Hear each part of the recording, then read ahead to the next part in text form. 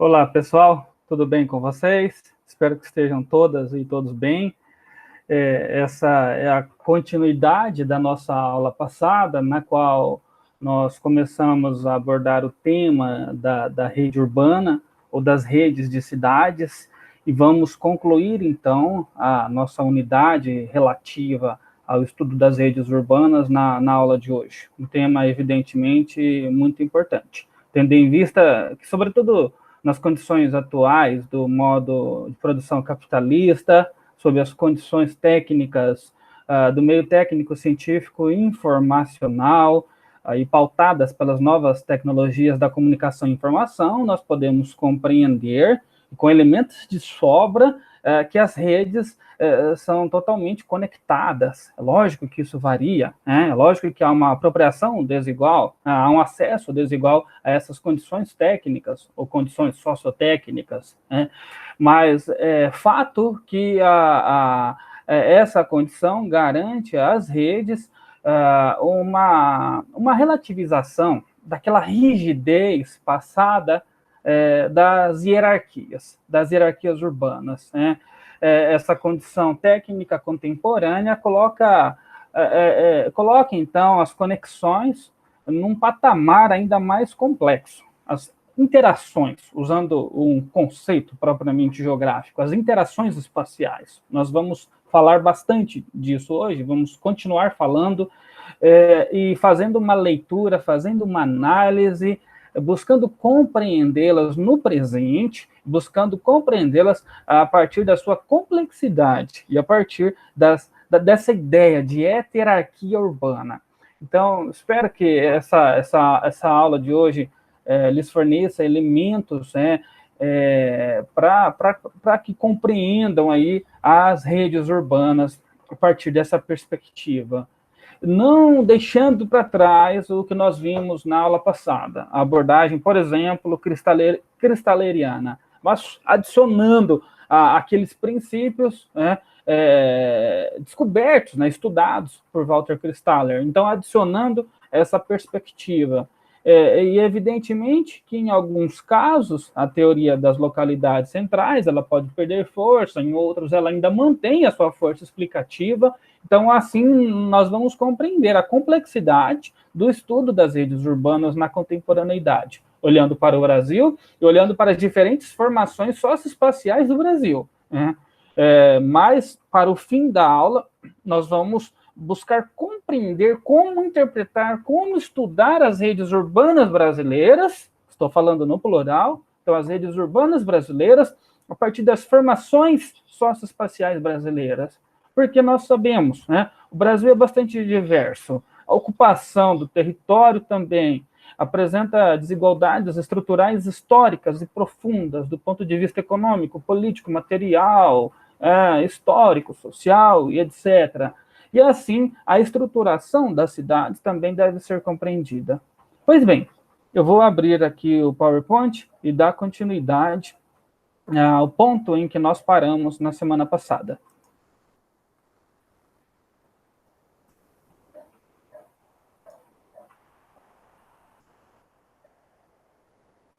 Gostaria de fazer a pergunta, se todos estão vendo, mas não vai ter ninguém para me responder agora. Então, eu acredito que sim. Eu fiz um teste, eu gravei, depois encerrei para ver como que eu aparecia falando aí, passando um PowerPoint. Então, eu acho que tem tudo para dar certo. Muito bem, me lembro da gente ter parado nesse ponto na semana passada.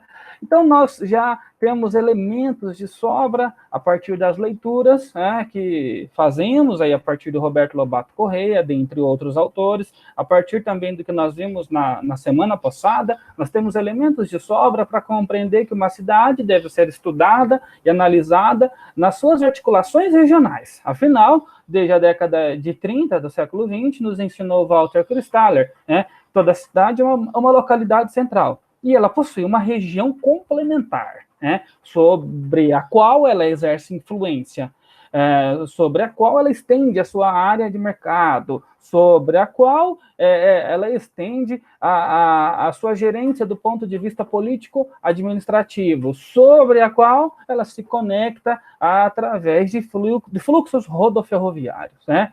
E, então, trabalhando aí com os princípios, né, de Walter Christaller, para a gente compreender, então, as localidades centrais. Pois bem, então, esse tema, cidade e região, se constitui numa transformação da clássica temática cidade-campo.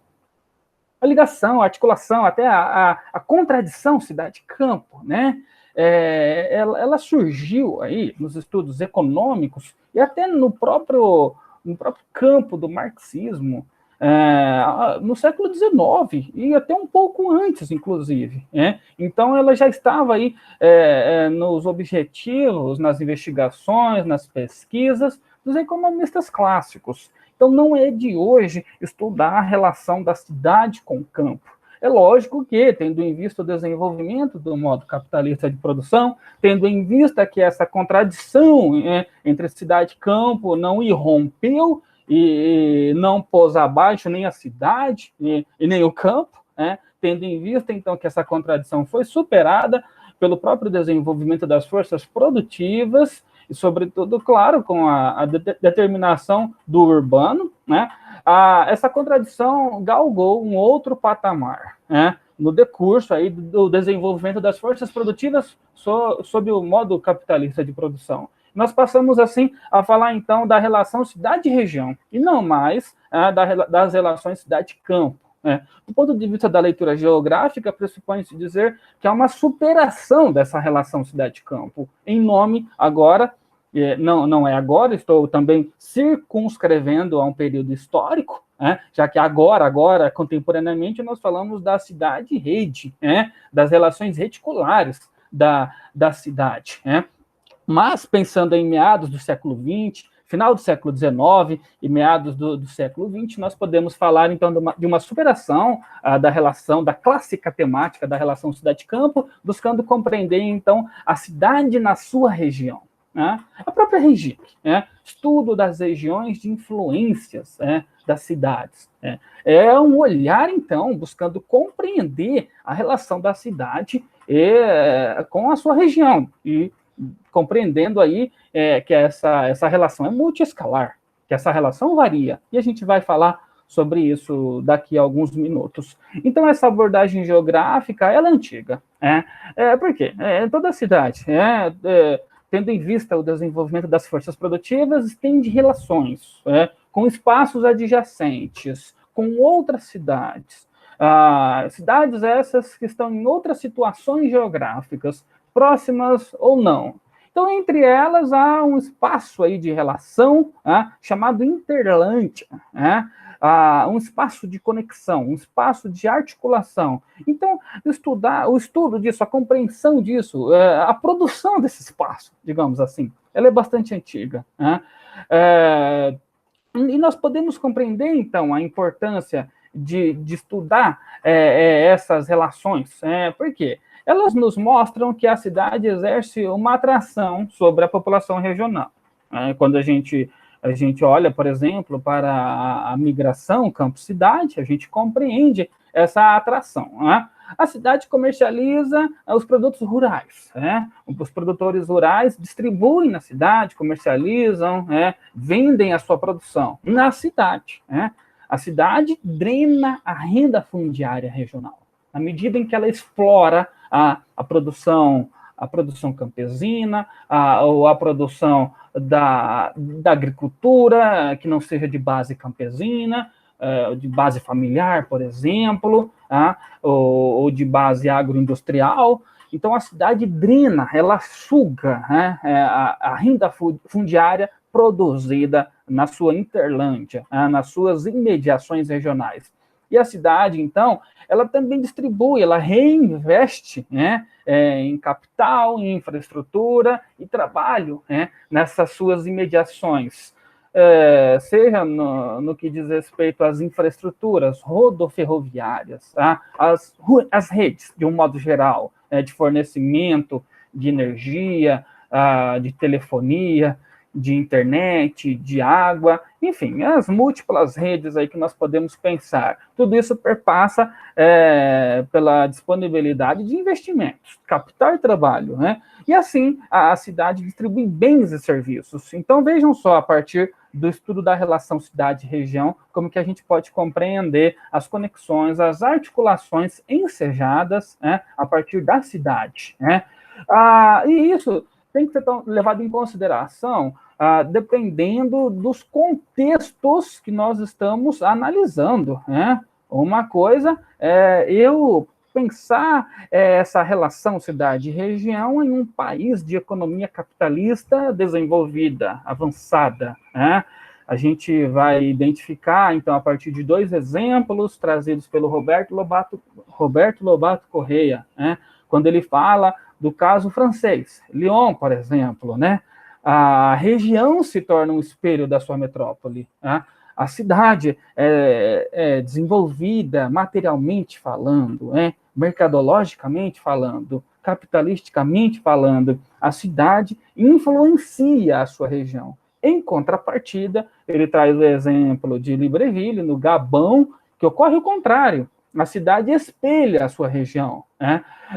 Então, vejam só, em um caso a cidade influencia França, em outro caso a cidade é influenciada, Gabão. E os exemplos de Lyon e Libreville, né? A gente pode também trazer para a nossa realidade. Não vamos nos limitar aos 2 exemplos aí do livro, nessa página, nesse capítulo, trazidos aí pelo Roberto Lobato Correia. Nós podemos pensar na nossa realidade, né? Eu vou tentar fazer um exercício agora. Nós podemos pensar em uma cidade média do interior do estado do Ceará, e vou pensar em uma cidade média paulista, do interior do estado de São Paulo. Em que medida uma espelha mais a sua região e a outra menos, né? Bom, eu estou pensando aqui na minha cabeça em 2 cidades hipotéticas, então eu me arrisco a dizer que a cidade média do interior paulista ela espelha menos a sua região do que uma cidade média do interior cearense. Estou fazendo um chute. Isso tem que ser estudado, obviamente. Eu sempre valorizo demais essa postura, né? Nesse momento, estou fazendo um mero exercício, né? Hipotético, inclusive. De repente, se eu vou estudar isso, posso chegar à conclusão de que eu cometi um equívoco, né, nesse momento. Mas façamos exercícios dessa natureza para compreender, então, a partir dessas relações, a partir do grau de desenvolvimento material, econômico, em termos mercadológicos, em termos capitalistas, né, para a gente compreender, então, em que medida a região influencia mais uma cidade, ou uma cidade influencia mais a sua região, né? A cidade, ela é um polo, né, de aglomeração, né? Ela exerce uma atração sobre uma população que ela atende, né? Ela atrai investidores, ela atrai imigrantes que nas suas rotinas, nos seus percursos cotidianos, eles perfazem movimentos pendulares. No caso, por exemplo, de quem mora em algum município da região metropolitana e trabalha na capital. Então, esse trabalhador realiza um movimento pendular, como de um pêndulo. Sai da sua residência pela manhã, trabalha o dia inteiro na metrópole e volta para a sua residência no final do dia. Essa migração também pode ser definitiva, no caso de quando, de fato, a pessoa se muda definitivamente para a metrópole onde ela vai trabalhar. Então, esses são exemplos aí para compreendermos a relação cidade e região. E nós estamos aqui analisando as transformações da rede urbana pensando em um contexto passado. Nós estamos aqui desenvolvendo essa reflexão em uma sucessão histórica. Então, compreendam que estamos falando de processos que tiveram a sua vigência, digamos assim, de um modo geral, em cidades brasileiras, em metrópoles brasileiras, ao longo do século XX. Mais à frente, nós vamos trazer a nossa reflexão e a nossa análise para a contemporaneidade. Por enquanto, estamos situados historicamente em meados do século XX. Vamos compreender, então, as transformações da rede urbana brasileira, historicamente, sucessivamente. A rede urbana, ela também requer uma divisão territorial do trabalho. Isso foi bem colocado na nossa aula na semana passada. Porque a rede urbana ela é um reflexo da condição, e para a divisão territorial do trabalho. Só que ela não é apenas um reflexo, né? Ela é um meio, ela é uma condição através da qual a divisão territorial do trabalho ocorre. Ela é uma condição, ela é um meio, ela é um produto. Produto, então, no sentido de reflexo, assim como o espaço. E eu falei isso na aula passada. Então, e por que ela é um reflexo? Por que ela é um meio? Por que ela é uma condição? Porque é através dela que a produção e a circulação e o consumo se efetivam, se realizam efetivamente. Capital significa mercadoria circulando, sendo consumida, sendo produzida. O capital parado é quebradeira, é crise, é falência. Então, capital implica em circulação, de mercadorias, de pessoas, de informações, de mais-valias e por aí vai, A rede urbana é uma condição para isso. Ela é um meio, ela é um produto, E então nós podemos compreender aí como ela está na base da divisão territorial do trabalho, olhando aí para o exemplo das migrações, nós podemos pensar as migrações em escalas continentais, não precisamos limitá-las à escala regional ou à escala nacional. A gente pode muito bem pensar as grandes migrações históricas, os grandes êxodos rurais ao longo da história, olhando para algumas nações capitalistas. Nós também podemos pensar numa escala mais regional. Vejamos aí o exemplo dos ciclos de exploração, compreendendo, então, como que uma cidade explora a sua região. Segundo o Roberto Lobato Corrêa, um exemplo bastante didático. Em um primeiro ciclo, a grande cidade ela explora a sua região, promovendo imigração campo-cidade, comercializando a produção rural, drenando a renda fundiária. Em um segundo ciclo, ela reverte esse capital drenado, sugado, explorado do primeiro ciclo. Então, ela reverte em investimentos, em bens, em serviços. Ela exporta valores, exporta ideias, comportamentos, por exemplo, o consumo imaterial ou material. Imaterial, no caso, consumo informacional, consumo de TV a cabo, de Netflix, Então, a gente pode compreender muito bem como que a cidade ela depende da sua região, não só no primeiro ciclo, quando a seta está nesse sentido aí de riquezas e de capital, indo da região, saindo da região e partindo para a grande cidade, mas no segundo ciclo também, e esse ciclo não se esgota, ele não termina, ele é contínuo e alcança escalas cada vez mais amplas, não se limitando, inclusive, à própria região. E a gente vai entrar nessa outra escala. Aguentem aí, Bom, como que a gente pode compreender também a inserção, as articulações, as múltiplas articulações da cidade em relação às suas redes, e ainda pensando numa escala regional. O Roberto Lobato Corrêa traz 3 exemplos aí já clássicos a partir da produção rural. Como é que a cidade, os agentes que estão na cidade, comercializam a produção rural? Ele traz um primeiro esquema, o mais tradicional, no qual, na zona rural, está lá o produtor rural, e produz lá os seus hortifrutis. Na pequena cidade, encontra-se o atacadista coletor, que recolhe, que coleta do produtor rural os hortifrutis.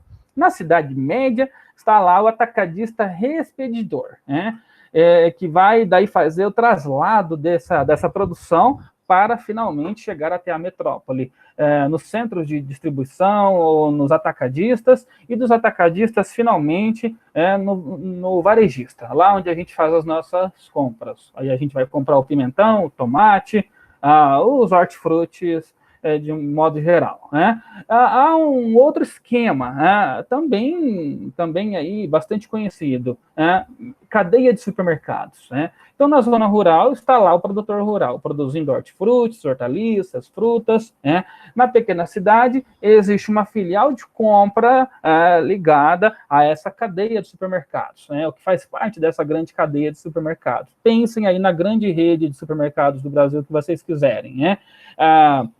Então, essa produção, ela é produzida, no caso de alguns produtores, totalmente direcionada para um determinado supermercado, para uma determinada rede, né? Existe um contrato aí assinado, etc. Inclusive, existe o poder aí de imposição do preço, né?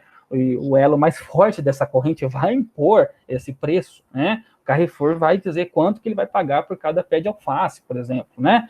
Então, aí esse produto produzido pelo produtor rural na zona rural, ele é adquirido, ele é comercializado até o depósito central, ou o CD, o centro de distribuição, né?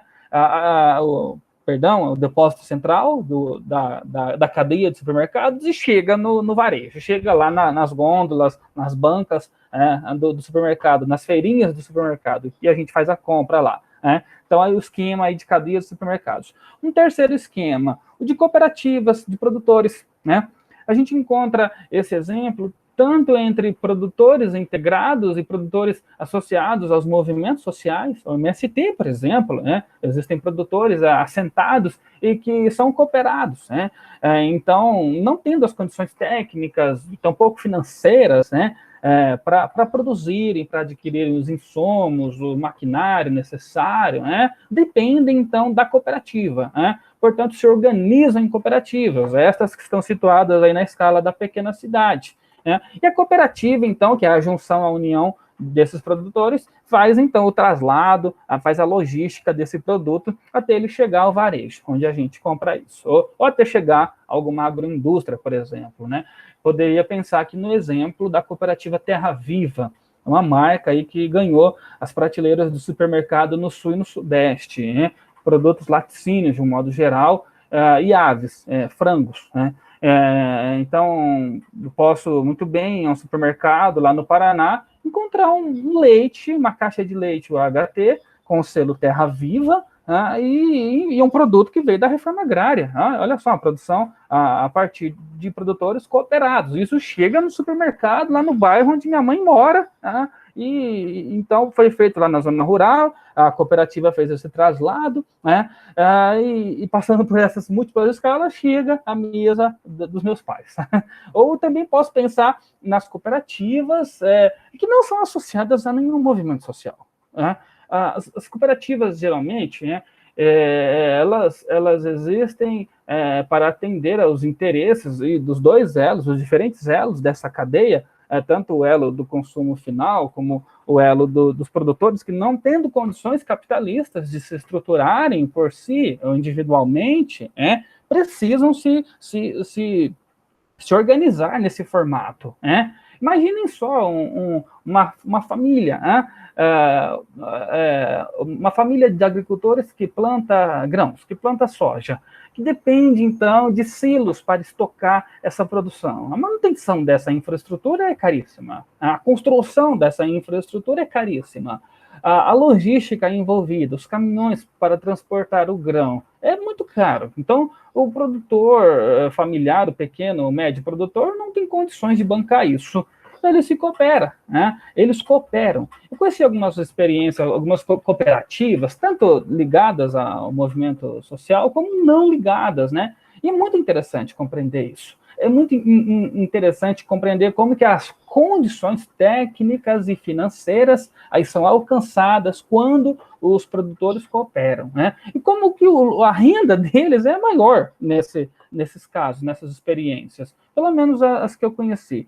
Enfim, é um tema que diz muito mais respeito à geografia agrária do que propriamente à geografia urbana, mas o Roberto Lobato Corrêa traz esse tema para a gente pensar, então, na comercialização da produção rural, e assim, a partir desse mero exemplo aqui para nós, está colocado como exemplo, para a gente pensar os fluxos que circulam pelas redes de cidades. em diferentes escalas. Vejam aí, zona rural, pequena cidade, cidade regional, metrópole, né? Então, continuando, porque nós não temos somente esses exemplos, nós temos outros, né? Mas esses são interessantes na medida em que nós não temos como compreender o espaço urbano brasileiro sem olhar para a acumulação primitiva, sem olhar para a expoliação dos trabalhadores, sem olhar para a origem rural desses trabalhadores, né? Então, essas heranças, elas estão aí colocadas no território, de maneira muito profunda. Em alguns casos, não são somente heranças, fazem parte da realidade presente e atual, né? Vejamos aí o caso, por exemplo, das grandes propriedades rurais, né? Que o Roberto Lobato Corrêa chama de fazendões iluminados, em algumas palestras, né? Interessante esse termo, né? As grandes propriedades rurais, geralmente o proprietário ele tem a vida no campo e a vida na cidade. Tem a casa, a sede da fazenda lá no campo, e tem a casa também na cidade. E esse grande proprietário, ele pode morar muito mais na cidade do que no campo. Ele pode passar mais tempo na cidade, na área urbana, do que na área rural. Então, ele é um proprietário absenteísta, né? Ele pode praticar o absenteísmo parcial ou até completo, né? Quando ele praticamente delega a outros, a empregados da fazenda, toda a gestão, a administração e o trabalho, propriamente dito, né? na fazenda. Então, aí, a ideia dos fazendões iluminados, do Roberto Lobato Corrêa. Interessante para a gente compreender isso, novamente, eu volto, para compreendermos as bases da urbanização brasileira. E aquilo que um economista já falecido, Wilson Cano, né, chamava de capital mercantil. Qual que é a origem do capital mercantil? Não é industrial, né? Não é financeiro. De onde vem esse tal capital mercantil? Que está aí na acumulação primitiva, chamemos assim, de muitas economias regionais, de muitas economias municipais, Brasil afora. A origem, os pés estão fincados no campo, drenados do campo, renda fundiária regional drenada do campo e reinvestida na cidade, no setor secundário e no setor terciário. A origem é mercantil. Então, muitas cidades não têm como ser compreendidas olhando para a industrialização. Não tem como serem compreendidas olhando para as finanças, né? Esses processos, talvez clássicos, a urbanização europeia, não satisfazem a explicação da urbanização brasileira, né? Então, nós olhando para a nossa realidade, nós temos condições aí de constatar e de elaborar conceitos e processos explicativos à luz desses conceitos. E o capital mercantil, essa porta de entrada, essa interpretação econômica, que cunhada por Wilson Cano, é muito interessante nesse sentido. E dialoga bastante, então, com o estudo da cidade e região, com o estudo da cidade na sua região, tão particular da geografia, né? Bom, não para por aí. Vamos falar um pouco, então, da relação da cidade com as redes, né? Então, é cidade e rede agora. Começamos em cidade-campo, depois cidade-região, agora cidade-rede. E vamos compreendê-las na sua atualidade, olhando para as heterarquias urbanas, olhando para as transversalidades dessa rede, para a complexidade das escalas em questão, né? Nós temos exemplos aí dos grandes projetos agropecuários, das grandes transnacionais do setor, né? Que investem em diferentes países, inclusive. Nós temos exemplos tão talvez, frequentados por nós. As lojas em rede de departamento, né? Quem não foi aí, quem nunca entrou numa dessas lojas aí, essas empresas, né, essas sociedades anônimas ou não, estão organizadas em rede, elas pertencem a uma rede, o proprietário dessa rede pode ser um empresário, uma pessoa, ou enfim, uma sociedade, mas todas elas fazem parte de uma rede. E imaginem só toda a estratégia toda a inteligência geográfica que está nas decisões locacionais, né, para a abertura de uma nova unidade, para a expansão dessas redes. Então, vejam só como que é importante, como que é interessante a gente compreender as redes urbanas, a gente compreender a articulação entre as cidades, porque ela diz respeito à nossa vida cotidiana enquanto cidadão, mas também enquanto consumidor, né? Bom, e não para por aí, há um outro exemplo muito bacana e muito atual, são as franquias. Diferente das redes, porque o proprietário da franquia, ele é proprietário da marca, né? E ele vende o modelo, ele vende o manual, ele vende o direito, né, de um franqueado, poder comercializar aquele produto sob aquelas condições, restritamente sobre aquelas condições, e vender o produto tal e qual. Por exemplo, o sorvete Chiquinho é igualzinho lá no interior do estado de São Paulo, lá em Presidente Prudente, lá em Ribeirão Preto, ou São José do Rio Preto, é igualzinho que a gente toma em Fortaleza ou lá em Sobral, né? Então, os franqueados pagam aos franqueadores o direito para abrir uma unidade, abrir uma loja, seguindo exatamente o que diz aí o dono da franquia, literalmente obedecendo um manual de instruções. E a expansão das franquias também segue uma lógica reticular, porque as cidades onde elas serão permitidas para serem os direitos serem adquiridos, explorada a marca, tem que apresentar condições socioeconômicas, para não queimar a imagem da franquia, para não abrir uma loja e depois vem a falência, ainda que o prejuízo não seja do proprietário da marca, mas daquele franqueado, né? Mas é interessante, então, observar a lógica reticular que está por trás aí da expansão das franquias. Para nós, nós brasileiros, é um tema aí relativamente recente, mas as franquias surgiram nos Estados Unidos na década de 60, né? E elas têm se colocado cada vez mais presentes aí no universo do consumo, né, em diferentes países capitalistas. Algumas marcas aí são internacionais, por exemplo. Então, o franguinho da KFC ou o Big Mac do McDonald's é a mesma coisa aqui em outros países, né? E por aí vai. Além desses exemplos, nós temos também o Estado, né? O agente Estado atuando aí nos investimentos de capital na escala da rede urbana, as políticas de desenvolvimento regional, por exemplo, a implantação de polos de desenvolvimento, a Zona Franca de Manaus, o Complexo Industrial e Portuário do PECEM, e dentre outros complexos ou polos petroquímicos, Camaçari, enfim, vários outros, né? Ou até o Distrito Industrial de Maracanaú, são exemplos aí, então, da atuação do Estado, investindo capital, né, na escala da rede urbana, logicamente em pontos eleitos, em pontos estrategicamente escolhidos para receberem esses grandes investimentos, né?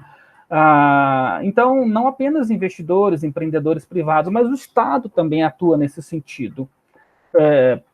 Bom, então nós já temos condições aí para compreender a complexidade dos fluxos e das articulações e das interações espaciais que promovem, que produzem rede urbana, né? Um outro exemplo, já também com algumas décadas, né, é o comércio atacadista e a logística do comércio atacadista. Nós temos um clássico exemplo a partir de Uberlândia, né, a capital logística, considerada a capital logística do país, né?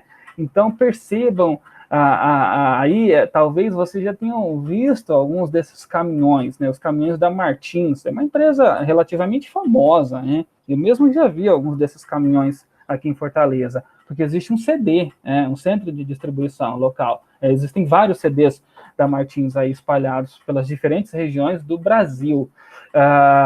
E eu selecionei essas imagens para perceberem que é uma empresa antiga. Vejam os caminhões antigos aí da Mercedes-Benz, os caminhões mais modernos aí da Volkswagen e da Iveco, né?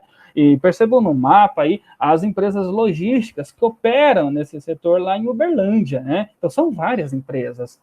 Por isso é chamada aí a capital nacional da logística, lá no Triângulo Mineiro, né? Uberlândia.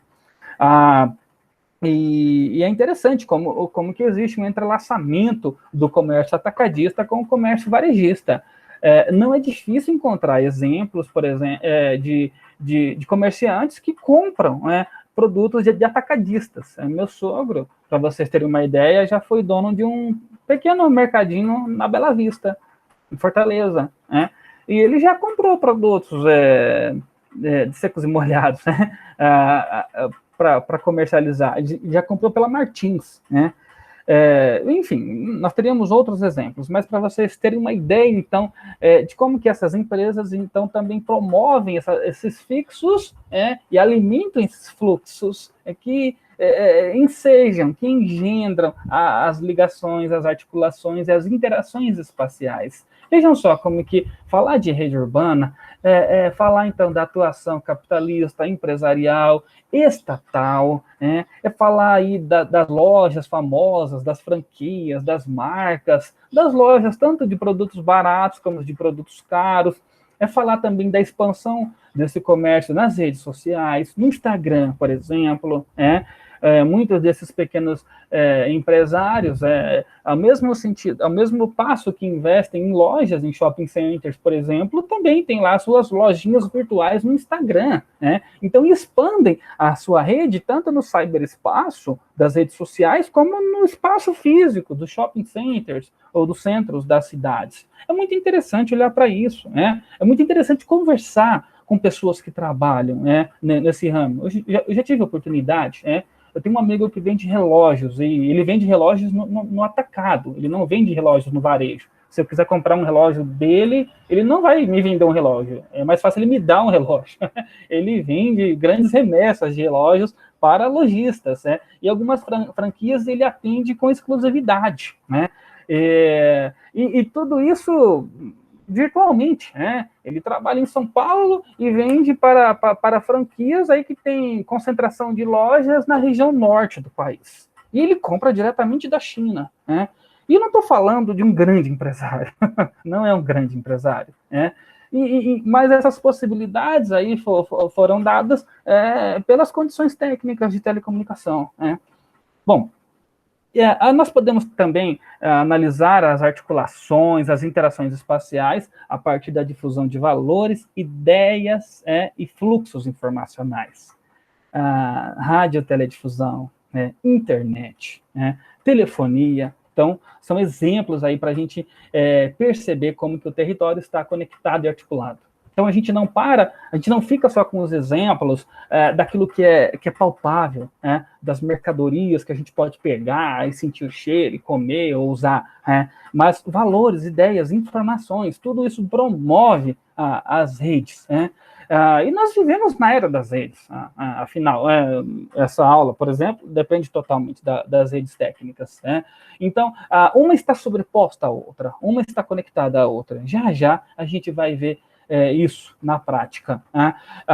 Antes de chegar nos exemplos aí das redes informacionais e de como que elas também conectam o território, nós vamos concluir, a partir das tipologias propostas pelo Roberto Lobato Correia, nós vamos concluir, então, o que ele trabalha aí no último capítulo do livro, e ele traz exemplo aí de uma rede simples, que é a rede dendrítica, como eu falei no começo da aula passada, É uma rede de origem colonial, Ela demonstra que uma cidade tem muita importância, a chamada cidade primaz. Se a gente olha, por exemplo, para a rede urbana amazônica, a gente vai ver a importância que Belém teve, E claro que depois Manaus ultrapassou essa importância de Belém, Então, nós podemos dizer que Manaus é a cidade primaz dessa rede urbana, embora em um outro período era Belém, Então, percebam como que a rede dendrítica vai seguindo o padrão da rede de drenagem, e assim vão se estabelecendo os centros urbanos, e a hierarquia entre eles, cidade primaz, ou a metrópole, ou a capital, centros intermediários, que nós podemos também chamar de cidades médias, e, enfim, os centros elementares, E os fluxos aí são totalmente aí, majoritariamente, concentrados aí nos meios de comunicação e fluviais, né? E, enfim, ele chega nesse último exemplo, a rede urbana complexa. E aqui nós temos uma região urbana. Percebam lá uma metrópole, que é uma cidade industrial, uma cidade que atende várias funções, né? E ela possui a sua região urbana industrial, e ela possui a sua interlândia, que é esse espaço maior aí, essa região maior, e várias cidades aí com diferentes importâncias, diferentes funções, estão dentro dessa interlândia. Obviamente que é um exemplo hipotético, né? Mas percebam aí, a partir desse exemplo simples, porém didático, para a gente compreender uma rede urbana de padrão complexo e compreender o que é a tal da interlândia, né?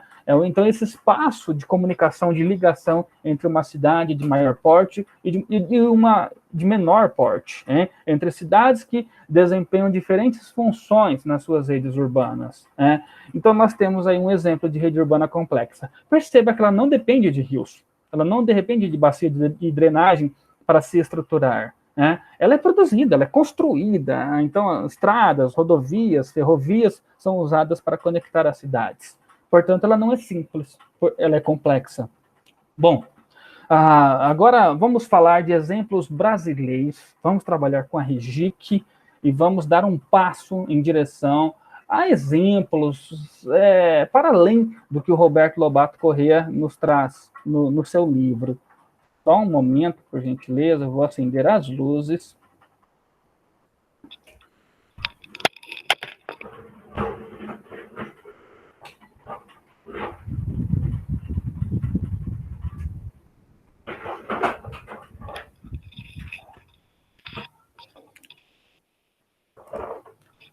Luzes acendidas, ou luzes acesas, melhor dizendo, e continuando aqui com a apresentação. Então, percebam aí os espaços luminosos, assim chamados por Milton Santos. E por que eu coloco essa imagem? Ela é meramente ilustrativa nesse momento, mas para a gente perceber que existem espaços mais conectados, espaços mais fluidos, espaços que estão mais articulados. Em contrapartida, há espaços opacos, há espaços menos articulados, há espaços que estão menos conectados por fluxos informacionais ou fluxos de pessoas e mercadorias, né? Então, percebam como que a estrutura da rede urbana brasileira é profundamente desigual, né? Não à toa a gente olha para essa imagem, a gente consegue perceber o estado de São Paulo, a gente consegue localizar aí facilmente a região metropolitana ou a área metropolitana paulista, a gente consegue observar também Rio de Janeiro, inclusive as cidades entre Rio e São Paulo, ali ao longo da Via Dutra ou do Vale do Paraíba, a gente consegue perceber outras concentrações metropolitanas, as capitais aí de estados a leste do que tem, então, sua delimitação estabelecida aí pelo litoral, né? Nós conseguimos perceber que algumas brilham mais, outras brilham menos. Então, justamente essa ideia de Milton Santos, essa metáfora, né, espaços luminosos, espaços opacos, ela nos revela como que essas cidades, essas ligações entre elas, embora as ligações em si não apareçam aí, mas simplesmente os pontos opacos, os pontos luminosos, perdão, elas foram estão desigualmente distribuídas no território. Portanto, é um forte indicativo de que, historicamente, o processo de produção do território é desigual. Não apenas por razões físicas, geográficas, geomorfológicas, mas por razões políticas, econômicas, históricas e culturais, né? E vamos, então, agora trazer a nossa reflexão, vamos caminhar, né, trazer para exemplos atuais, né? Como eu falei, nós estamos avançando no curso do tempo, né? Nós estamos analisando historicamente a rede urbana, ou as redes urbanas. Então, agora a nossa reflexão vai se ater a um Brasil da década de 70 em diante, quando, de fato, a reestruturação produtiva teve ocasião no país e mudou profundamente a estrutura das empresas, tanto agroindustriais como industriais. Então, até a década de 70, nós tínhamos uma pequena complexidade funcional do padrão espacial regional. Após 1970, um novo contexto espacial estabeleceu uma nova rede urbana, representando mudanças no território, com destaque para a industrialização do país, né, que promoveu, então, a reestruturação produtiva, e o Estado participou ativamente. Estamos falando aí do período da ditadura militar, estamos falando do período em que empresas, por exemplo, famosas aí pela Lava Jato, né, se tornaram gigantes no setor, se tornaram grandes empreiteiras, né, na infraestrutura pesada. Estamos falando também do aprofundamento da urbanização e da divisão territorial do trabalho, estamos falando da ampliação da urbanização, é quando justamente a população urbana, por exemplo, se torna maior que a população rural. Assim, aprofunda a estratificação social, aprofunda a desigualdade social, né? Isso tem a ver com um conjunto de transformações que, a priori ou discursivamente, né, tinham por objetivo trazer maior acesso aos bens de consumo, mais condições para o povo, fazer o bolo crescer, para depois dividir o bolo. Enfim, estamos falando de um grande pacote aí de modernizações incompletas, ou de modernizações conservadoras. Um deles aí que a gente pode citar, Revolução Verde, né, ou os complexos agroindustriais. O exemplo a partir, então, da renovação das bases de produção na agropecuária, tendo em vista que países socialistas estavam promovendo a sua Revolução Vermelha. Então, para enfrentar a Revolução Vermelha, nas nações capitalistas usam o marketing da Revolução Verde, né? Não é verde de ecológico, é verde de produzir no campo, né? A cor da planta, a cor da soja, né? Então, pensando a partir desse conjunto de transformações, nós podemos perceber como que ocorreu um avanço da ocupação do território, um avanço da urbanização no território brasileiro, né? Fronteiras econômicas galgaram espaços em outras regiões do país. Estamos falando da marcha para o oeste, por exemplo, né? E a reorganização empresarial em rede também é um ponto muito específico, uma muito específica desse período, quando as empresas passam a buscar estratégias que vão para além da sua região tradicional de atuação, e elas passam a se estruturar, a se reorganizar em rede. Eu já dei alguns exemplos aí. Enfim, isso tudo implica na necessária melhoria nos sistemas de transporte, de circulação no território, rodoviário, ferroviário, marítimo, né, ou de cabotagem, e por aí vai. Mas principalmente rodoviário, rodoviário e ferroviário, mas com predominância do primeiro, caso brasileiro. Então são mudanças aí que aconteceram em vários setores, industrial, comercial, varejista, atacadista, o Estado tendo uma participação fundamental nessas transformações. E como que a gente pode ler isso de uma forma mais empírica? Como nós podemos empiricizar? Como nós podemos compreender essas transformações com exemplos que se tornam bastante didáticos, inclusive? Pois bem, vou trazê-los nesse momento. O IBGE, desde a década de 60, elabora o estudo chamado Regiões de Influência das Cidades, REGIC, que é uma publicação que tem como objetivo estudar a hierarquia urbana brasileira, estudar os fluxos de informações, de bens e de serviços, a partir das principais plataformas econômicas do país, plataformas de atividades, que reúnem atividades que promovem desenvolvimento urbano e regional, por exemplo, aeroportos, compras, cursos no ensino superior, consumo de lazer, serviços de saúde, o transporte rodoviário de passageiros, a imprensa jornalística, e isso depende, então, da circulação de jornais, da radioteledifusão. Então, o IBGE analisa esses fluxos de diferentes naturezas, como vocês podem perceber, e busca compreender a articulação entre as cidades, entre os centros urbanos, a fim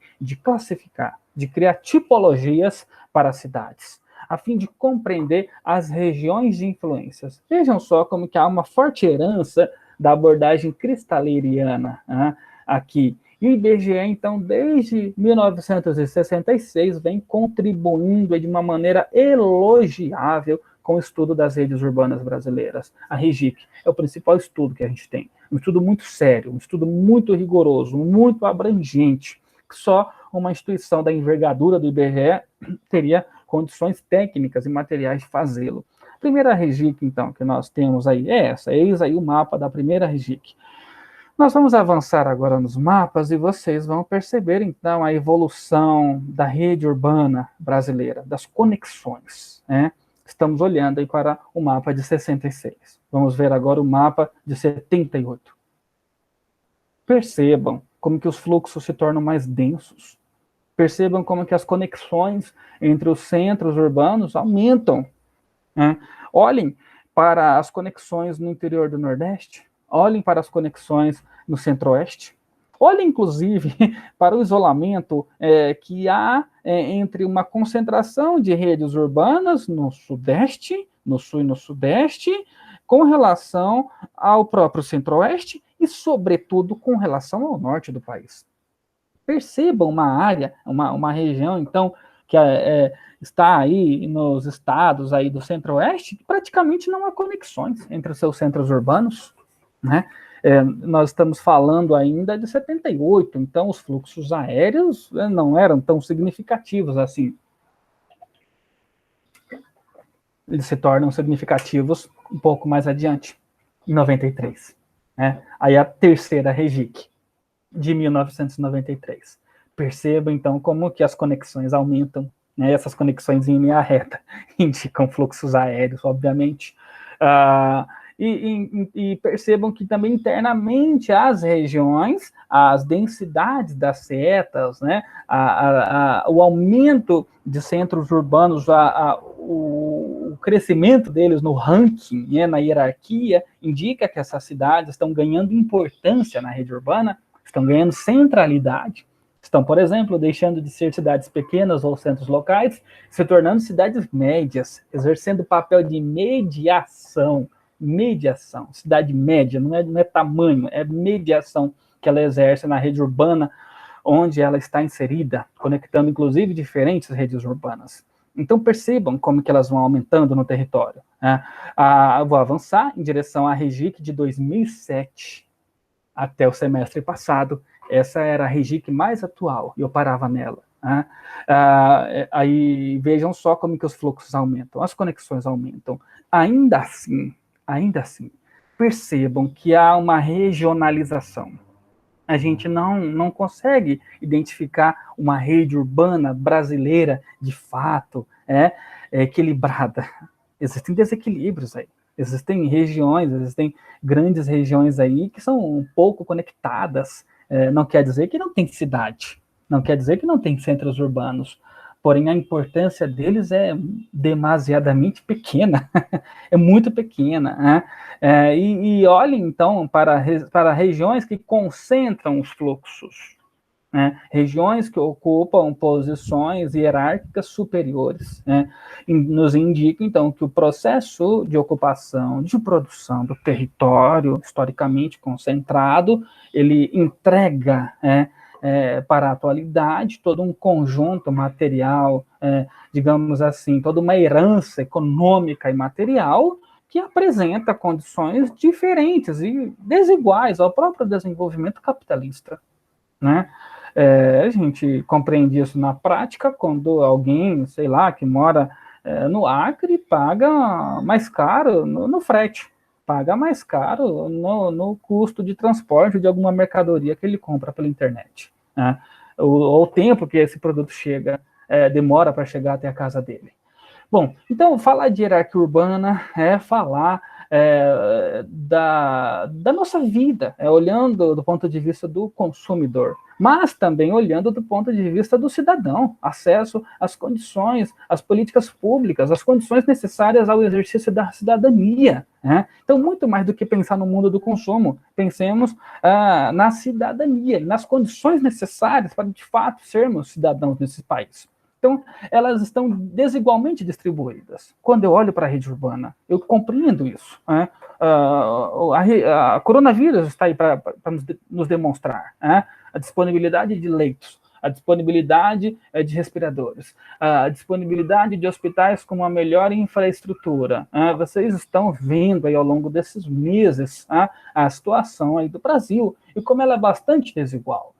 Então, falar de rede urbana é falar de SUS também. O Sistema Único de Saúde, ele possui uma regionalização, e é fundamental para a política pública na área da saúde a compreensão de toda a estrutura da rede urbana, porque ela diz muito sobre a regionalização do SUS, ela diz muito sobre o acesso à saúde, porque tem um bem que não dá para ser enviado pelo correio, tem um bem que não dá para ser enviado pela internet, e é o bem mais precioso que a gente tem. Por isso, e eu falei na aula passada, alguns princípios do Walter Christaller continuam aí com total validade, porque queira Deus que não, mas se eu desenvolvo alguma doença grave e de repente na minha cidade não tenho o atendimento médico de alta complexidade, eu me desloco o que for, a distância necessária dentro das minhas condições, obviamente, para tratar da minha saúde. Então, o acesso a isso, a gente sabe, ele está desigualmente repartido no território brasileiro, embora todos sejamos pagadores de impostos. Então, o acesso às condições mínimas ou básicas ao exercício da cidadania está desigualmente distribuída no território. Por mais que seja, para vocês, futuros professores, do ensino médio, do ensino fundamental, 2, falar desse tema. Esse tema implica em acesso ou não a determinados serviços, a determinados bens, a determinadas condições importantíssimas para os alunos enquanto cidadãos ou consumidores. Então, a vida deles pode ser severamente impactada, a depender de onde eles estejam na rede urbana, da situação geográfica das cidades onde eles vivem. Então, falar também da nossa vida cotidiana. A nossa vida cotidiana está conectada a múltiplas redes. E, finalmente, esse ano foi publicada a REGIC de 2018. Ela vem sendo produzida desde 2018, então os dados aí que ela diz respeito são dados de 2018, mas foi publicado só esse ano, há poucos meses atrás. Então, essa REGIC é atualíssima, é fresquinha, novinha, Então, percebam aí como que alguns fluxos se tornam mais densos, como que alguns centros urbanos se tornam mais conectados. E observem aqui na legenda, ao lado, a hierarquia dos centros urbanos. Então, quando precisarmos, por exemplo, conhecer a tipologia de uma cidade estudada, basta a gente buscar na REGIC, abrir lá o site do IBGE, baixar o documento. Existem também as tabelas de dados, muitas informações que não estão na publicação, no estudo, que é disponibilizado ao grande público, que a gente baixa o documento em PDF, mas existem as tabelas, os dados, para fazer pesquisas, para fazer muitas dissertações, teses, ou mesmo TCCs, e tudo isso está disponível gratuitamente no site do IBGE, não precisa nem de senha, é só acessar o campo lá, a página dentro dos domínios do IBGE, onde está a REGIC. Inclusive, é o tema de um dos seminários que vocês farão no final do semestre.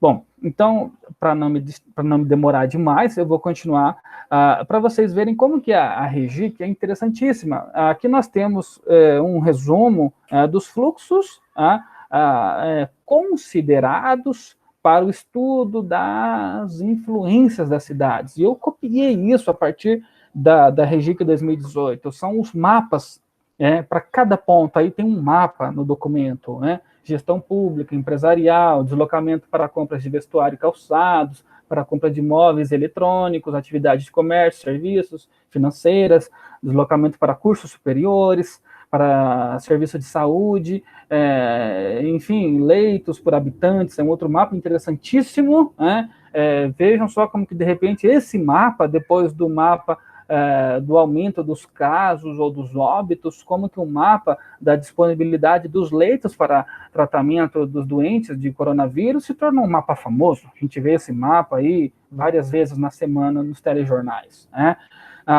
enfim, outras informações que aparecem na REGIC: densidade de domínios de internet, de televisão, atividades culturais, deslocamentos para atividades culturais, esportivas, aeroportos, transporte coletivo, consumo, origem de produtos agropecuários, enfim, distâncias até a assistência técnica. Imagine um pequeno produtor, ou um médio produtor que está numa localidade aí muito distante, então o veterinário, o técnico agrícola, quanto que ele tem que viajar para chegar até essa fazenda, até esse sítio, né? Então, tudo isso pode ser estudado e é estudado pela REGIC. Tudo isso conecta as cidades, conecta as áreas, né? Enfim, e outras ligações aí de escala internacional, né?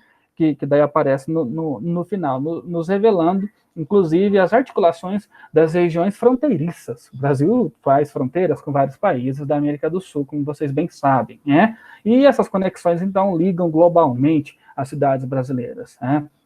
Todas as outras conexões, que têm ligações, articulações globais, né? Então, é interessantíssimo a gente compreender a urbanização, a gente compreender que espaço urbano não se restringe só ao que está interno aqui na escala da cidade, mas diz respeito às redes de cidades, às redes urbanas. E a REGIC é uma janela de pesquisa e de investigação gigantesca. E se atentem para a REGIC, porque a REGIC está nos livros didáticos. Então, agora, quando o aluno perguntar o que é REGIC, professor, vocês já vão saber falar, né? É um estudo que o IBGE faz desde a década de 60, no qual o IBGE analisa as conexões, as ligações, as articulações entre as cidades, buscando compreender as influências que as cidades exercem nas suas regiões, né? Então, é um estudo das regiões de influência das cidades. Olha só, Fortaleza e a região de influência de Fortaleza. Ou as conexões externas de Fortaleza. Então, é interessante para a gente compreender que o espaço ele é muito dinâmico, né? E as relações que acontecem aqui estão conectadas com outras escalas, com outros espaços, com outras cidades. O estudo do espaço geográfico, ele é convidativo para a gente compreender a realidade que nos cerca. A geografia não se contém em si mesma. A geografia está em tudo, e tudo tem um pouquinho de geografia, ou pouco ou muito, né? Vamos ver alguns exemplos aí bem interessantes, bem bacana para ser trabalhado em sala de aula. Não é televisão, não, né? A geração atual aí acho que não liga muito para televisão aberta, né? Então não são as emissoras locais aí que vão chamar a atenção, né? São essas conexões, a internet, né? Vejam aí a densidade dos domínios de internet, vejam áreas de rarefação. Em contrapartida, vejam áreas de concentração de domínios de internet. Mais uma vez, a região concentrada e salta aos olhos. E percebam aí como que os domínios de internet acompanham a materialidade do território. Vou mostrar um outro mapa que também acompanha a materialidade da rede urbana no território. Os backbones, a espinha dorsal das operadoras de internet no Brasil. Aqui nós temos as principais artérias, as principais rodovias da internet brasileira, né? Me perdoem, esse mapa não é atual, esse mapa é de 2010, eu não encontrei um mapa mais atual, mas fica a dica aí para alguém encontrar, né? Mas os backbones aí, o significado da palavra, a espinha dorsal, né? Então nos mostram como, por exemplo, se eu quiser, um exemplo hipotético, fictício, se alguém quiser parar a internet brasileira, que infraestrutura ele tem que destruir? Se quiser desconectar alguma cidade, por exemplo, afetar alguma companhia, tem que achar o cabeamento dessa empresa, logicamente será de difícil acesso, mas tem que detonar isso. Então, ele vai prejudicar severamente as comunicações naquela cidade. Enquanto esse cabeamento não for restabelecido, aquela operadora poderá ter sérios problemas e sérios prejuízos, enfim, não só a operadora, mas todos que dependem dela, né? E, novamente, percebam como que essa conexão também é desigual. É desigual por razões óbvias, porque a densidade demográfica está concentrada em algumas regiões. As grandes cidades, as grandes metrópoles, mas isso também diz respeito ao acesso à internet. Olha só a velocidade da internet, né? Por pontos, né, de acesso em cada município. Mapa já um pouco mais recente, 2015. de novo, percebam como que o estado de São Paulo praticamente aparece aí, esse mapa, e não tem os limites estaduais, não tem, mas a gente está vendo ali parte do estado de São Paulo, né, em uma cor mais forte, que revela uma faixa de velocidade, portanto, mais alta. Me perdoem, porque o mapa já tem 5 anos, e a internet avança rapidamente. Hoje em dia, uma internet de, sei lá, de 34 megabytes é uma internet péssima, é uma internet muito devagar, né? Aqui na minha casa eu contratei 300 mega, né? Lógico que não chega a isso, né? Mas eu contratei um pacote de 300 mega, né? Então, falar de 34 megas aí já é coisa ultrapassada, né? Em 5 anos, vejam só, praticamente multiplicou por 10. Então, a velocidade medianamente, né, dos lares que pagam R$100 por internet, né? Então já multiplicou por 10 essas informações aí certamente para 2020. Então percebam como que o acesso também é desigual. Né? As atividades empresariais, as atividades educacionais dependem significativamente da qualidade, da velocidade da internet. Então percebam, como por exemplo, para baixar uma música, né? Dependendo da região onde está no país, gasta mais tempo, ou gasta menos, para baixar um filme, ou para baixar um jogo, e aqui nós temos os exemplos, depois vocês podem ver com calma. Então, do ponto de vista do usuário, do jogador, do viciado em internet, até esse coitado sofre com a desigual distribuição dos recursos no país, no território. Até esse coitado aí que passa o dia jogando o videogame lá, jogando um jogo online, enfim, que não vai garantir muita coisa para o futuro dele, a menos que ele se torne um youtuber famoso, ganhe dinheiro com isso, mas se isso nunca acontecer, é ele que vai estar dando lucro para outros, né? Mas até esse coitado aí, até as condições técnicas de acesso à internet, depende aí do ponto no território onde ele esteja, onde ele viva, né? E, como eu falei, não apenas a densidade, a velocidade, mas a qualidade dessa internet. E aí nós temos os tipos de acesso à internet no país, né?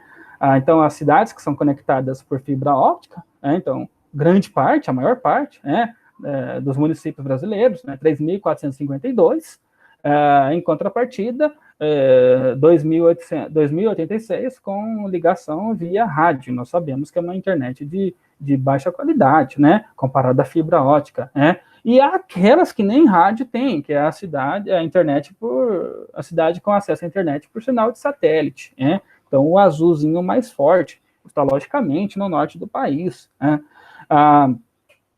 Bom, então, para finalizar, caminhando para a finalização, há uma abordagem muito rica, complexa, profunda. Ela não é fácil, mas ela é necessária. Porque, olhando para aqueles mapas da RGIC, ficou bem claro para todos nós.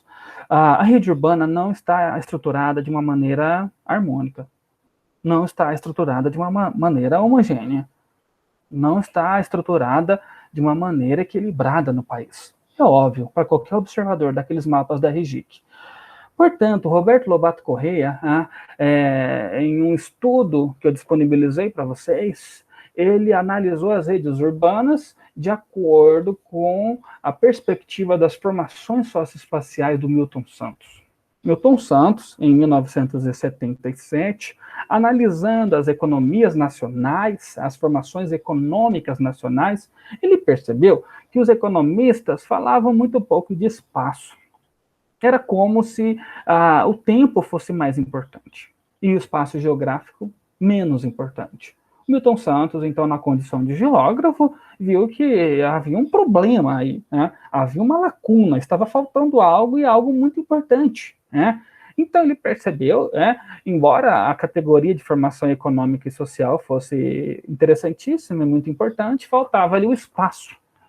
O Milton Santos adiciona, então, o espaço, a geografia, ao estudo das formações econômicas e sociais. Nós temos, então, as formações socioespaciais. Agora, a geografia adentra esses estudos, através de Milton Santos. E, então, nós temos as formações socioespaciais como totalidade, para compreendermos o espaço humano como fato histórico. Somente a história de uma sociedade mundial aliada à sociedade local pode servir como fundamento da compreensão da realidade espacial. Portanto, a história, a geografia, a economia tem que caminhar de mãos dadas se a gente quer compreender a totalidade. Né? E se a gente quer compreender a economia de algum país, logicamente ligada à economia global. Né? Formação socioespacial é uma categoria, né, de pensamento, uma categoria de investigação, e nos permite empiricizar alguns estudos estudos em rede urbana. São exemplos aí de estudos que podem ser empiricizados, né, a partir dessa perspectiva da formação socioespacial. Né? Então, ela é indissociável das condições materiais concretas representadas por uma sociedade. Né? Então, nós podemos ler as diferenças entre os lugares, podemos considerá-las, por exemplo, nos estudos comparativos. Imaginem só, se eu estudar, por exemplo, uma cidade do Nordeste, Mossoró, Rio Grande do Norte, e quiser comparar com uma cidade de mesmo porte, no estado de São Paulo. Marília, tem um porte semelhante que Mossoró. Eu posso fazer um estudo comparativo dessa natureza? Obviamente que eu posso, porém eu tenho que compreender a história, a cultura, as condições materiais de desenvolvimento, as condições geográficas, físicas, naturais, e a inserção regional, a inserção regional de cada uma delas, e principalmente as condições estruturais que levaram o processo de desenvolvimento, o processo econômico, de um modo geral, a produção a essas cidades. Eles aconteceram em momentos diferenciados, por razões também diferentes. Então, não é justo eu querer simplesmente comparar essas duas cidades, não é correto, né? Não é correto eu compará-las sem compreender as suas particularidades no tempo e no espaço. Senão eu caio naquele lugar comum, naquele erro grotesco de falar que uma é mais desenvolvida e outra é menos, porque o PIB de uma é maior e da outra é menor, porque o IDH de uma é melhor, na outra é pior, senão eu caio nessas comparações simplistas, que a gente encontra aí de vez em quando na mídia. Os jornalistas não têm condições de fazer, então, um estudo geográfico, uma comparação geográfica adequada, né? Alguns têm, alguns sabem, né? Talvez não conheçam os conceitos necessários, mas tem uma consciência para compreender a história brasileira. Esse pessoal tem uma formação nisso, inclusive, nos primeiros semestres do curso de comunicação social. Mas outros simplesmente ignoram ou fazem de conta que essas diferenças, que essas desigualdades, historicamente, não existem ou não são importantes. E se inclinam para outras baboseiras, por exemplo, quando vão comparar diferentes regiões do país ou diferentes cidades. E vocês já devem ter se deparado com esse tipo de coisa. Então, no nosso caso, para fazer uma pesquisa comparativa adequada, a formação socioespacial é uma boa janela de entrada para a gente compreender as particularidades, as totalidades. E quando eu olho para o Brasil, a partir de Roberto Lobato Corrêa, não sou eu, né, mas é Roberto Lobato Corrêa, eu posso compreender, então, diferentes formações socioespaciais. Então, no Brasil, segundo o Roberto Lobato Corrêa, coexistiram ao longo do século XX, na virada, século XIX, século XX, século XXI, três formações socioespaciais distintas. A primeira dela é a formação socioespacial fundada na grande propriedade rural, no Nordeste. Quais suas características? Bom, foi nessa formação socioespacial que se desenvolveu originalmente a ocupação do território no período colonial, a conjuminação do trabalho escravo, do latifúndio e da monocultura de exportação. Estou falando das plantations, que combinava essas três características. Essa formação socioespacial, então, ficou conhecida historicamente pela exploração e pela drenagem dos seus recursos, primeiramente para a metrópole portuguesa e depois, após a independência, para a capital. A capital do Brasil já foi Rio de Janeiro, né? Depois Brasília. Mas, do ponto de vista econômico, nós compreendemos que os fluxos são drenados por São Paulo, sobretudo no período da industrialização, e até hoje, tendo em vista que as sedes das principais corporações lá estão. Então, essa formação socioespacial, ela herda esse passado. Ela herda condicionantes históricas que se impõem como limites, como entraves, como hostilidades ao próprio desenvolvimento capitalista. Quem diz isso é Milton Santos. Milton Santos, em Urbanização Brasileira, fala então que essa formação socioespacial apresenta um quadro mais hostil à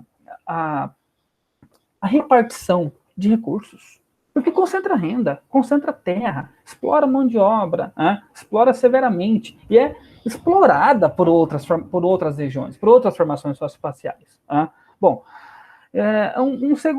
uma segunda possibilidade de formação socioespacial é aquela fundada na pequena propriedade rural dos imigrantes europeus. É a formação socioespacial que caracterizou a estruturação das redes urbanas no sul e no sudeste. Com isso, Roberto Lobato Corrêa não está fazendo um elogio ao trabalho dos imigrantes europeus, mas está falando das condições políticas técnicas, das condições materiais, das condições de repartição da propriedade da terra, que nesse caso aí foram um pouco menos concentradas. Está falando, então, da pequena propriedade, da pequena e média propriedade. Região essa, ou formação socioespacial essa que recepcionou a mão de obra chegada de lá do outro lado do Atlântico, no caso da Europa, vinda da Europa. Nós também temos que levar em consideração, foi essa formação socioespacial aí que foi o berço da cafeicultura no país e, por sua vez, o berço do processo de industrialização no Brasil. Complexo econômico cafeeiro, que plantou as raízes a partir das quais, a partir da agroindustrialização do café, cidades surgiram, redes de cidades surgiram, indústrias surgiram, expansão territorial urbana, o crescimento das cidades ocorreu, então, em função da acumulação capitalista proporcionada pelo complexo econômico cafeiro, que teve a sua base no estado de São Paulo. Então, essa formação socioespacial, herdeira, então, da presença de imigrantes europeus, que se estruturou de uma maneira, então, um pouco menos hostil, ela estruturou uma rede urbana também um pouco menos desequilibrada. Existe aí um maior número de cidades médias. Em contrapartida, na formação socioespacial fundada na grande propriedade, existem muitas cidades pequenas e um número reduzido de cidades médias. Bom, vamos continuar? A formação socioespacial da fronteira, centro-oeste ou norte do país. Depende do período da história que vamos analisar. A marcha para o oeste, ou a ocupação do oeste, ou a ocupação do norte, como nós temos assistido contemporaneamente, esse processo não planta apenas soja, não leva apenas gado. Esse processo planta cidades, leva pessoas, leva mão de obras para essas regiões. E assim, cidades, redes de cidades vão se estabelecendo, vão se estruturando. Por isso, então, a partir dessa perspectiva, nós podemos compreender particularidades dessas cidades, na história e no tempo. Particularidades que ensejam condições específicas e diferentes das outras. Eu nasci em uma cidade que já foi área de fronteira econômica, de ocupação econômica, o norte do Paraná, na década de 20 do século passado, quando o café por lá chegou, quando investidores ingleses adquiriram as terras no norte do Paraná. E então deram ali início a um negócio imobiliário de envergadura regional, plantaram cidades, criaram cidades, venderam muita terra, enfim, criaram vários municípios, cidades, o termo correto é cidades. Então, a formação socioespacial em questão, ela é rápida, ela é acelerada, ela tem o apoio do Estado, muito dinheiro, as coisas acontecendo de uma maneira acelerada, vem a riqueza e vem a pobreza, vem os recursos e vem a repartição desigual desses recursos. Não é à toa, gente. Inclusive, é fato aí inegável, já vi isso no Globo Rural, para vocês terem uma ideia, da prosperidade das cidades do agronegócio. e também da precariedade das áreas periféricas dessas cidades. Eu vi uma matéria uma vez interessantíssima no Globo Rural, aí falando, né, da prosperidade. O Brasil, apesar da crise, apesar da recessão, essas cidades estavam no seu total esplendor. Em contrapartida, os pobres dessas cidades, das áreas periféricas, estavam habitando favelas sem condições de infraestrutura e que não condizia com aquele crescimento econômico do município, né? Enfim, porque o processo é acelerado, então leva capital, leva riqueza, leva pobreza, leva desigualdade, assim, e de uma maneira muito acelerada, né? Então, eu já resumi as características das 3 formações socioespaciais, aqui nós vamos apenas reforçá-las, né? A fundação baseada na grande propriedade rural, ela propõe uma menor densidade de centros, uma maior drenagem da renda fundiária rural pela cidade, um absenteísmo dos grandes proprietários, e reforçando, assim, características de transformações técnicas associadas à circulação, quando chega a modernização da agricultura, E nós temos alguns exemplos interessantes, eu vou usar um exemplo nesse momento de uma cidade que está nessa região, nessa formação socioespacial em questão, mas que está numa região recentemente ocupada pela agricultura de exportação. O exemplo é de Luiz Eduardo Magalhães, um município que está lá no oeste da Bahia, que é famoso, conhecido aí pela produção de grãos nessas condições, de pivôs de irrigação. Quem assiste Globo Rural talvez já tenha visto alguma matéria aí sobre esse município ou sobre a produção de grãos nessa região ali chamada de Mapitoba, ou Matopiba, Maranhão, Tocantins,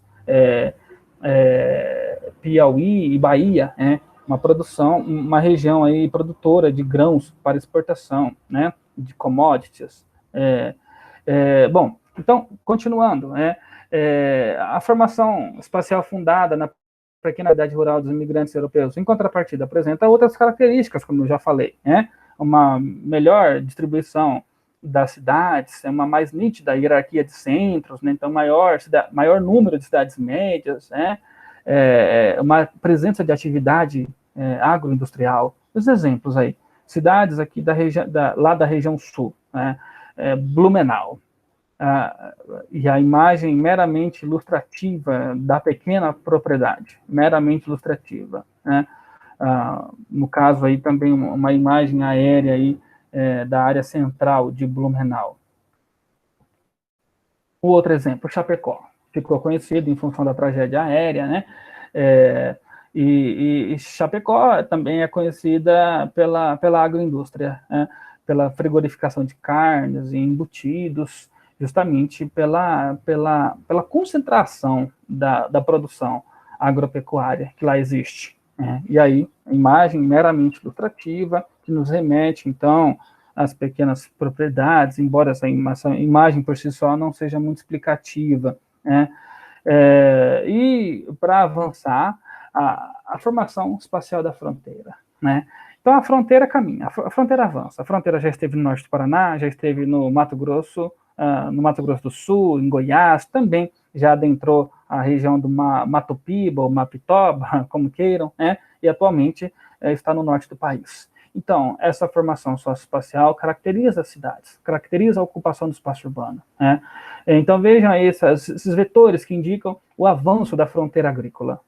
Nos anos 70 e 80, CAIS, Complexo Agroindustrial, ou Revolução Verde. Então, vejam aí como que a expansão de crédito rural, subsidiado pelo Estado, levou, então, agricultores a deixarem a sua cidade natal, os seus estados, e migrarem para outras regiões do país.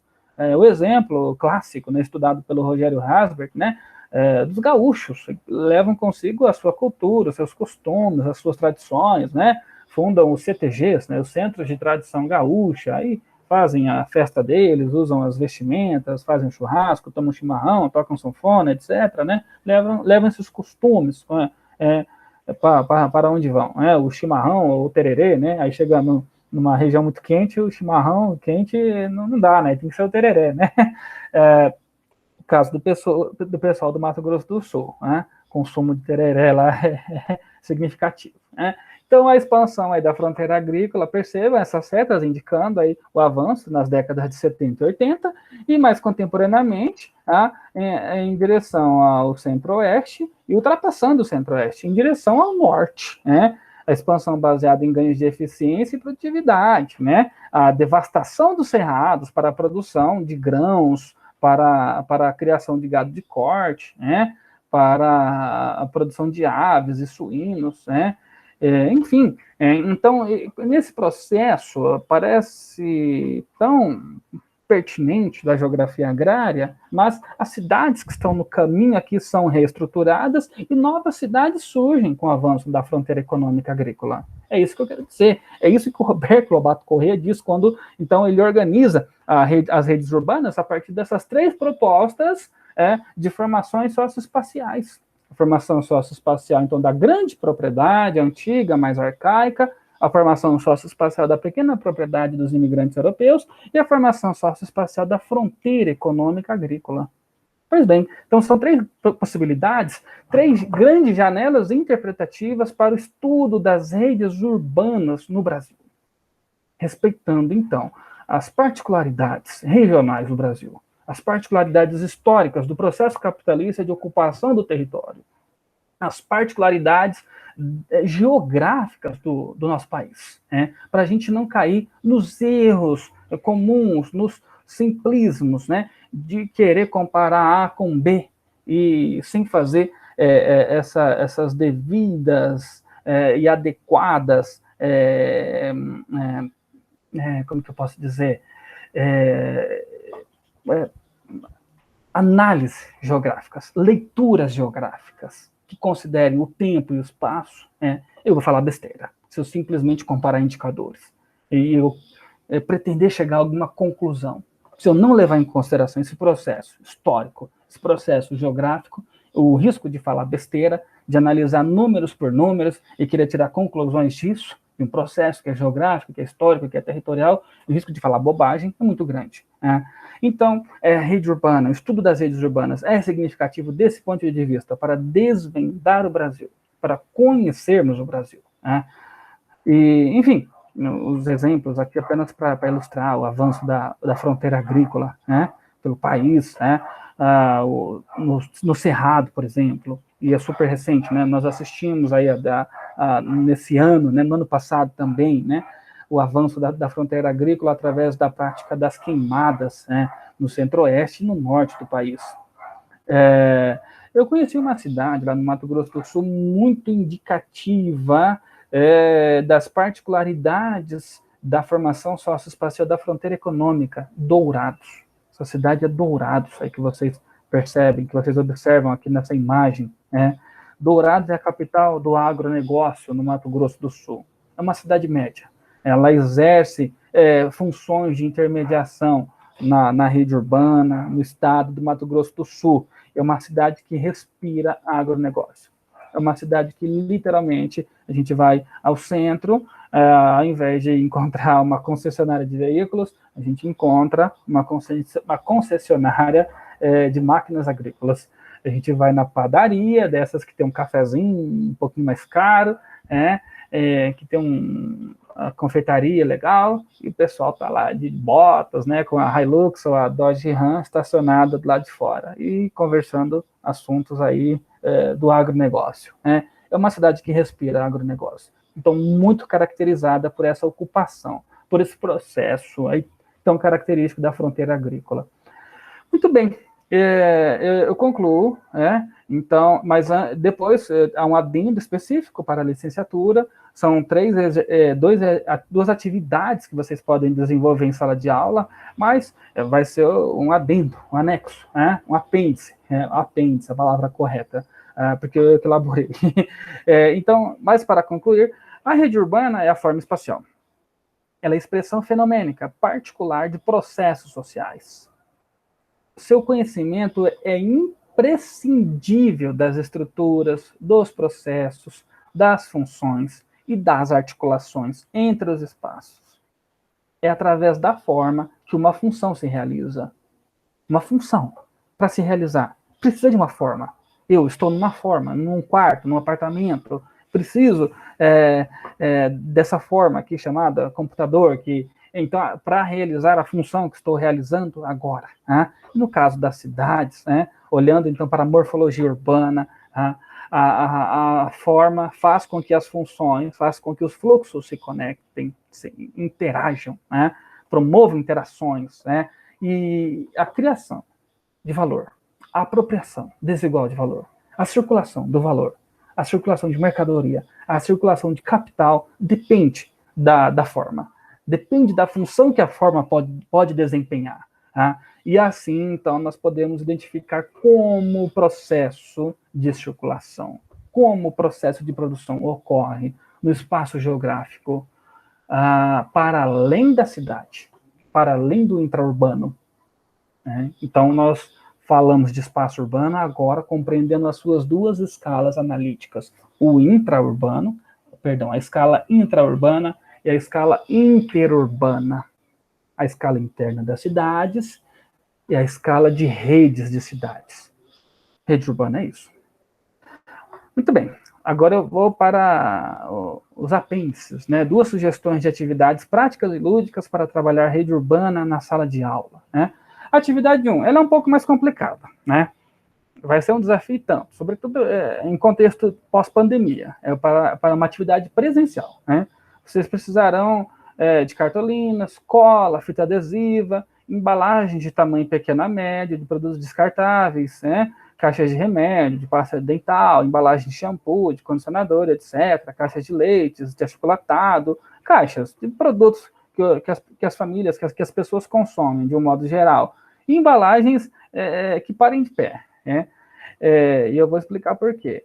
Então, os alunos vão se organizar em equipes de 5 pessoas. No dia da atividade, cada um vai trazer essas embalagens, 3 ou mais embalagens limpas de casa, né? Não com leite azedo dentro, né? Mas a embalagem lavada, né?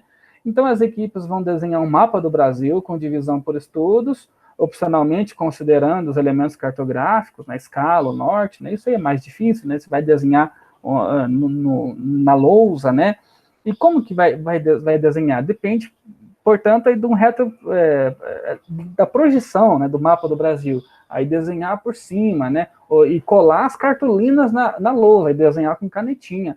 Então, as várias cartolinas coladas, umas 4 cartolinas, um mapa projetado, e vocês vão ter um grande mapa do Brasil para poder colocá-lo no chão, né? Como eu falei, é um pouco mais complexo, um pouco mais trabalhoso, mas assim a gente vai ter um mapa do Brasil desenhado à mão aí em 4 cartolinas, mas precisa se projetar. Ou o professor produz isso em casa e leva isso pronto, o que é muito mais apropriado. Então, nas embalagens, eles vão identificar a procedência dos produtos e colá-los sobre a localização aproximada da cidade ou do estado de origem daquele produto. E, se possível, indicar um círculo proporcional à cidade onde fica a sede daquele fabricante. Aí, por exemplo, eu estou tomando um café, o café foi produzido numa cidade no interior do estado de São Paulo, mas a sede da empresa está em São Paulo. Então, eu faço um círculo na cidade onde ele foi produzido e faço um círculo na capital, em São Paulo. E assim sucessivamente, os círculos vão crescendo, vão aumentando, os círculos proporcionais. Então, algumas áreas indicarão concentração de atividades produtivas, né, em detrimento de outras, né? Então, vocês podem estudar tanto a concentração produtiva como a centralização da gestão empresarial, porque a sede da empresa vai estar em São Paulo, ou no Rio, ou em Salvador, ou em Fortaleza, né? Dependendo da marca, né? Para isso precisa uma pesquisa, né? Como eu falei, essa atividade é um pouco mais complexa, né? Então, essa atividade vai lhes permitir abordar rede urbana, escalas, transporte de mercadorias, fluxos, concentração e desconcentração industrial, centralização da gestão e do comando da sede das empresas versus desconcentração produtiva e as escalas de análise, aí, o espaço interurbano, né? O consumo que ocorre, a circulação, o transporte dessas mercadorias. Então, é uma atividade aí bem interessante, mas que depende aí de um conjunto aí, de recursos, né? Pesquisar as sedes, talvez o celular, Wikipédia, o site das empresas, descobrir onde é a sede da Nestlé, o escritório sede no Brasil, né? E, enfim, a sede global dessa empresa. Mas é interessante, então, para trabalhar essas múltiplas escalas, né? E a partir dessa porta de entrada, que é a rede.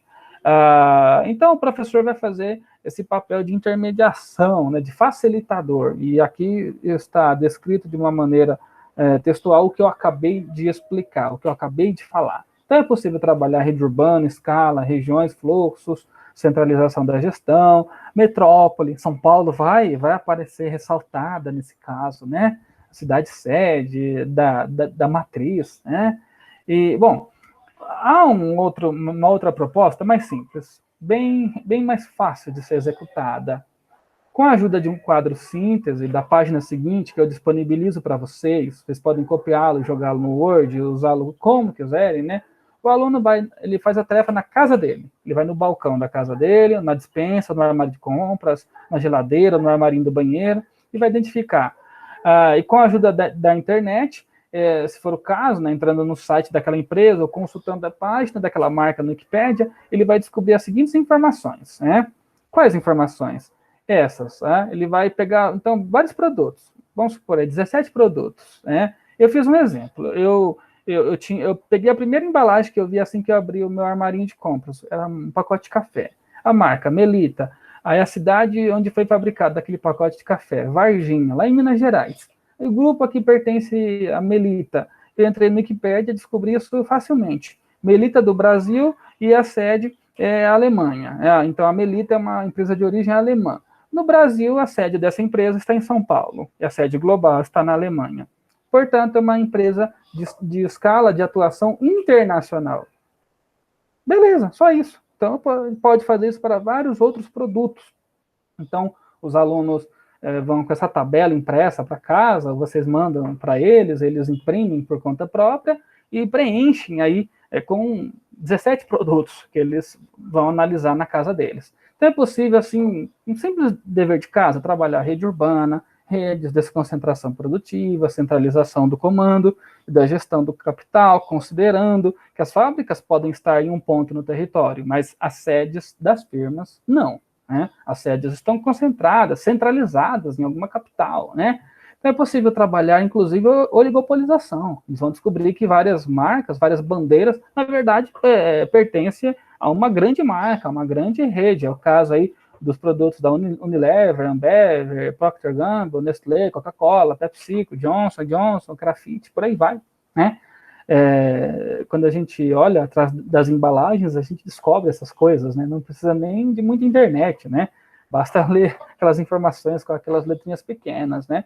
Tem uma atividade que o aluno faz em casa, né? E daí ele traz tudo isso para a sala de aula, pronto, analisado, essas informações levantadas. Aí o professor vai fazer uma síntese, o professor vai analisar, né? Pode, então, fazer uma organização de todas as atividades que os alunos vão entregar e produzir um gráfico síntese, né? E analisar geograficamente, né? Então, vejam só, a partir dos produtos que estão lá nos armarinhos dos banheiros, ou nas dispensas das cozinhas, ou mesmo na geladeira, dá para estudar geografia, dá para estudar rede urbana, dá para estudar desconcentração produtiva e centralização da gestão capitalista, a partir aí de produtos que os alunos têm na casa dele. Obviamente, alguns têm mais, outros têm pouco, né? Pode ser uma atividade que constrange algum aluno. Pode ser o caso dele não morar com os pais, não ter permissão aí para abrir o armário de casa, né? Ou simplesmente ser muito carente e não ter muita coisa em casa, né? Mas, enfim, é uma sugestão aí didática para vocês trabalharem o tema da rede urbana em sala de aula. E eu termino por aqui. Valeu, gente, tudo de bom para vocês. E é isso aí.